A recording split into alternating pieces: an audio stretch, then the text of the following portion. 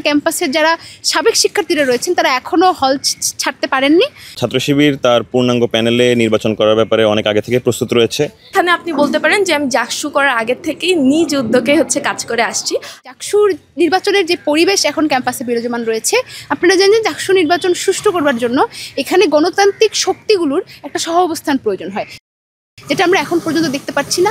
এবং একই সাথে আমাদের অনলাইন মাধ্যমে যেভাবে করে সাইবার বুলিং এবং সাইবার ক্রাইমগুলো ছিল এবং এখনও আছে, সেটার বিষয়ে কিন্তু প্রশাসন এখনও তৎপর কোনো জোরদার ভূমিকা আসতে পারেনি, যার ফলে সেটা এখনও চলমান, সাইবার ক্রাইম এখনও চলমান।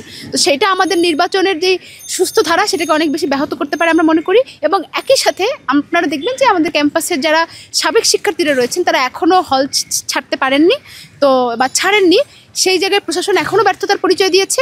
আমরা মনে করব নির্বাচনের আগেই প্রশাসন তার যে অপরিত কাজ সেটাকে পূরণ করে একটি সফল নির্বাচনের দিকে ধাবিত হবেন। জাকসু নির্বাচন নিয়ে ছাত্র শিবির বরাবরই ইতিবাচক ছিল। শিক্ষার্থীদের অধিকার আদায়ের যে কোনো ব্যাপারে ছাত্র শিবির সবসময় ইতিবাচক এবং তাদের পক্ষে অবস্থান করেছে। ছাত্র শিবির তার পূর্ণাঙ্গ প্যানেলে নির্বাচন করার ব্যাপারে অনেক আগে থেকে প্রস্তুত রয়েছে এবং এখনও প্রস্তুত রয়েছে।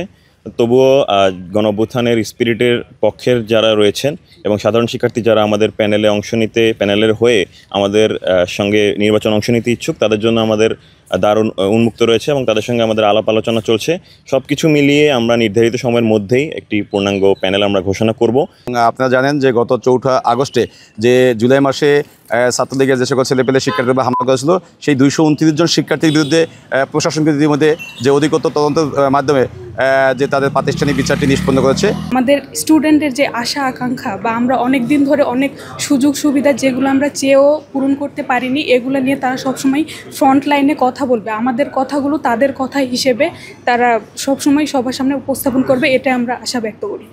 আমার মূল ইচ্ছা সেটা হচ্ছে সাধারণ শিক্ষার্থীদের জন্য কাজ করা। এখন সাধারণ শিক্ষার্থীদের বিভিন্ন প্রবলেম কিংবা সমস্যার সম্মুখীন হয়ে থাকে, সেটা হচ্ছে সরাসরি প্রশাসন এতদিন হ্যান্ডেল করেছে কিংবা অনেক জায়গায় কিন্তু ত্রুটি আছে। সো সেই ক্ষেত্রে আমি তাদের হয়ে, কারণ তাদের সাথে যেহেতু আমার ওঠা বসা, তো তাদের হয়ে আমি আরও ক্লোজলি কাজটা কমপ্লিট করতে চাচ্ছি। এক্ষেত্রে যেমন অবকাঠামোর উন্নয়নের ব্যাপার বলতে পারেন, একইভাবে যে শিক্ষার্থীদের যেমন ব্যক্তিগত অনেক সমস্যাই থাকতে পারে, সেটাতেও আমি চাচ্ছি যে তাদের সাহায্য করতে।